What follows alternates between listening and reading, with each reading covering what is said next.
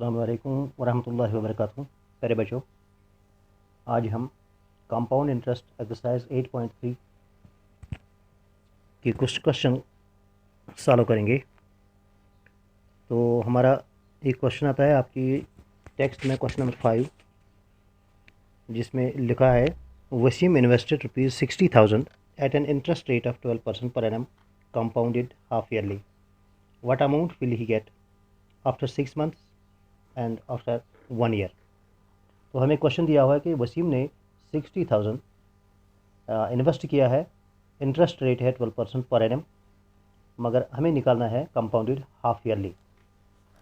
तो 6 महीने के बाद उसको अमाउंट कितना मिलेगा। तो हम लिखेंगे प्रिंसिपल क्या है 60,000, टाइम क्या है, टाइम 6 months है।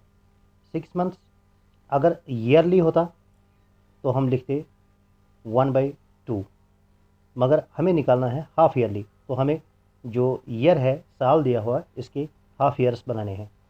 तो 6 months कितने हाफ ईयर, यानी 6 months होता है 1 हाफ ईयर। तो हम एन लिखेंगे 1 हाफ ईयर, यानी एन लिखेंगे 1। रेट क्या है, रेट है 12% मगर पर एनम है। तो हाफ ईयरली हिसाब से कितना बनेगा ये, तो ये बनेगा 6% पर हाफ ईयर। ठीक, चलिए हम लिखेंगे अमाउंट। अमाउंट बनेगा P × 1 + R/100 raise to n। ये आपने फार्मूला सीखा है।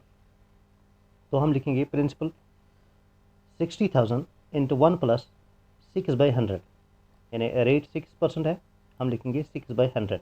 पावर रखेंगे इसका 1, क्योंकि n 1 के बराबर है।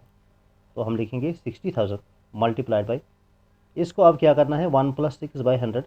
आपको पता है ये मिक्सड फ्रैक्शन है, हम इसका इम्प्रॉपर फ्रैक्शन बनाएंगे। इम्प्रॉपर फ्रैक्शन आप समझते हैं, इम्प्रॉपर फ्रैक्शन वो फ्रैक्शन होती है जिसका न्यूमरेटर जो है, यानी ऊपर वाला जो हिस्सा होता है, ये डिनोमिनेटर से बड़ा होता है। तो हम कैसे कन्वर्ट करते हैं, आपको पता है 100 को 1 से मल्टीप्लाई करते हैं, यानी 100 × 1 मीन्स 100। ये और ये न्यूमरेटर 6 जो है ये ऐड करते हैं, 100 × 1 + 6 वो बनेगा 106, और डिनोमिनेटर रखेंगे 100। ठीक, चलिए आगे करते हैं। हम इसकी कसर काटते हैं, 2 0 से कटेंगे, तो 106 को 600 यानी 600 से मल्टीप्लाई करेंगे तो हमें आएगा 63,600।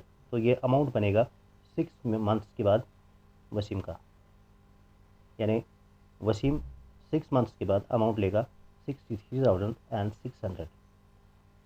चलिए दूसरा पार्ट इसका लेते हैं। प्रिंसिपल दिया हुआ है 60,000, टाइम है 1 year। 1 year है, मगर हमें कंपाउंडेड हाफ ईयरली करना है, यानी हमें एक साल के हाफ ईयर्स बनाने हैं। तो एक साल में कितने हाफ ईयर्स है, तो 2 हाफ ईयर्स है। तो हम लिखेंगे n = 2। ठीक, चलिए रेट कितना है, रेट है 12%। आपको ऊपर भी बताया है कि 6% बनेगा कंपाउंडेड हाफ ईयरली। अगर हाफ ईयरली के हिसाब से करेंगे तो 12% पर एनम का बनेगा 6% कंपाउंडेड हाफ ईयरली, यानी 6% रेट बनेगा। अमाउंट कितना बनेगा, P × 1 + R/100। यही फार्मूला जो ऊपर हमने इस्तेमाल किए उसी का इस्तेमाल करेंगे, 1 + R/100 रेज़ टू n। तो हम लिखेंगे 60,000 × 1 + 6/100, पावर रखेंगे इस टाइम 2। क्यों, क्योंकि n 2 है, क्योंकि 1 year हमें दिया हुआ है। 1 year में कितने हाफ ईयर्स हैं, 2 हाफ ईयर्स। तो n लिखेंगे, n के बदले हम लिखेंगे 2। तो हम लिखेंगे 60,000 × 106 जो है, इसका इम्प्रॉपर फ्रैक्शन बनाएंगे तो बनेगा 106/100। इसको 2 बार मल्टीप्लाई करना है, क्योंकि पावर 2 है, यानी 2 बार लिखना है। 106 divide by 100 multiplied by 106 divide by 100। तो हम इसका इवेलुएट करेंगे तो निकलता है 67,416। So after 1 year Wasim would get an amount of 67,416। तो ये अमाउंट बनेगा आफ्टर 1 year। ठीक है, चलिए नेक्स्ट क्वेश्चन देखते हैं क्या है। The population of a place increase to 54,000 in 2003 at a rate of 5% per annum. Find the population in 2001 and what would be the population in 2005। हमने इससे पहले सीखा कि ये जो कंपाउंड इंटरेस्ट की फार्मूला है, ये सिर्फ पैसे निकालने के लिए ही नहीं इस्तेमाल होती है, ये उस सिचुएशन में भी काम करेगी, या उस सिचुएशन में भी इस्तेमाल होती है जहाँ कोई क्वांटिटी किसी फिक्स्ड रेट से बढ़ती या घटती होगी। मतलब population of a place increase to 54,000 in 2003, यानी किसी शहर की आबादी 54,000 है, 2003 में उसकी पॉपुलेशन जो थी 54,000 थी। ये बता रहा है कि रेट जो है यानी आबादी जो बढ़ती है वो 5% के हिसाब से बढ़ती है।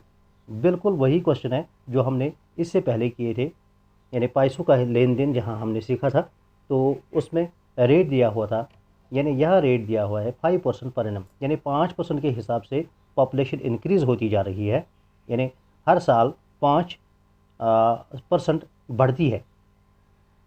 तो हमें निकालना है कि पॉपुलेशन 2001 में कितनी थी।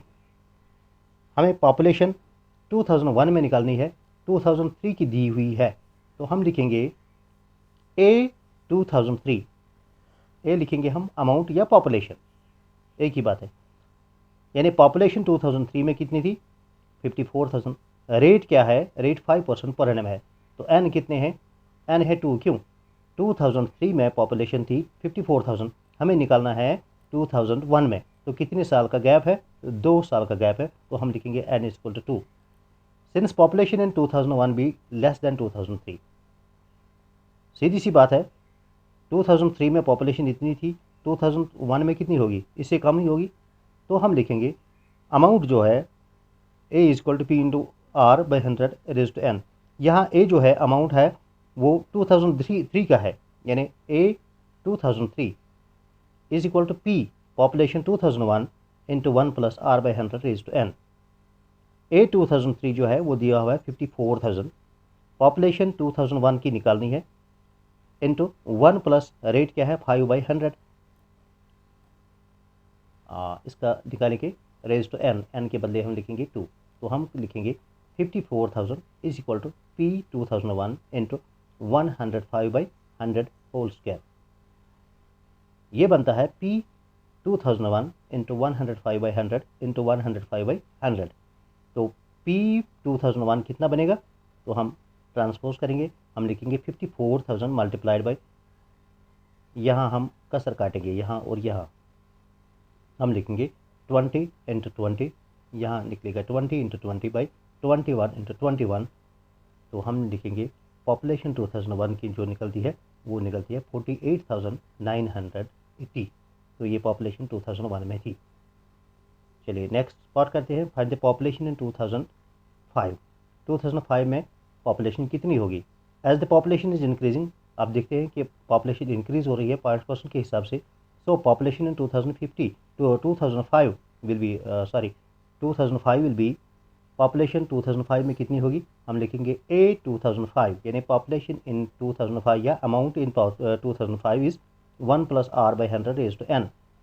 अच्छा, यहाँ क्या लिखेंगे, पी के बदले हम लिखेंगे P into 1 plus R by, P क्या लिखेंगे 54,000, यानी यहाँ से हम स्टार्ट करेंगे 2003 से स्टार्ट करेंगे, हम लिखेंगे 54,000 into 1 plus R 5/100 raise to 2, तो हम लिखेंगे 54,000 मल्टीप्लाइड बाई 105/100 इंटू 105/100, वो निकलता है 59,535। तो पॉपुलेशन इन 2005 वुड बी 59,535। तो इस तरह से हम पॉपुलेशन का क्वेश्चन भी ये कंपाउंड इंटरेस्ट की फार्मूला से कर सकते हैं, निकाल सकते हैं, क्योंकि यहाँ जो घटने या बढ़ने की रेट जो है वो दी हुई रहती है। चलिए अगला क्वेश्चन करते हैं। आपकी किताब में लिखा हुआ है, in a laboratory the count of bacteria in a certain experiment was increasing at a rate of 2.5% per hour, find the bacteria at the end of 2 hours if the count was initially 5,06,000। यानी एक laboratory में bacteria count किए गए 5,06,000 थे।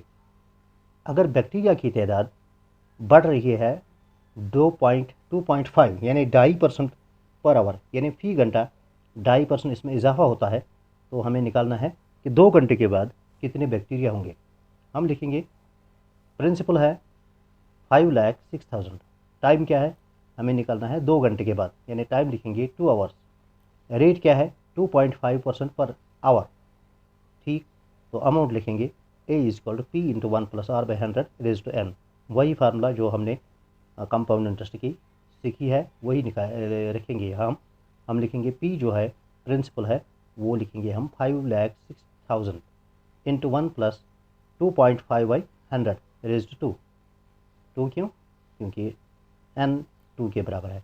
तो हम लिखेंगे 5,06,000 into 1 plus, अब यहाँ जो 2.5 है, ये जो डेसिमल है, इसका डेसिमल ख़त्म करने के लिए हम डिनोमिनेटर में एक और ज़ीरो ऐड करते हैं। हम लिखेंगे 25 बाई 1000, ये 100 था, अब बनेगा 1000, क्योंकि ऊपर जो डेसिमल हमने ख़त्म किया उसके बदले हम लिखेंगे एक और ज़ीरो, ये बनेगा 1000।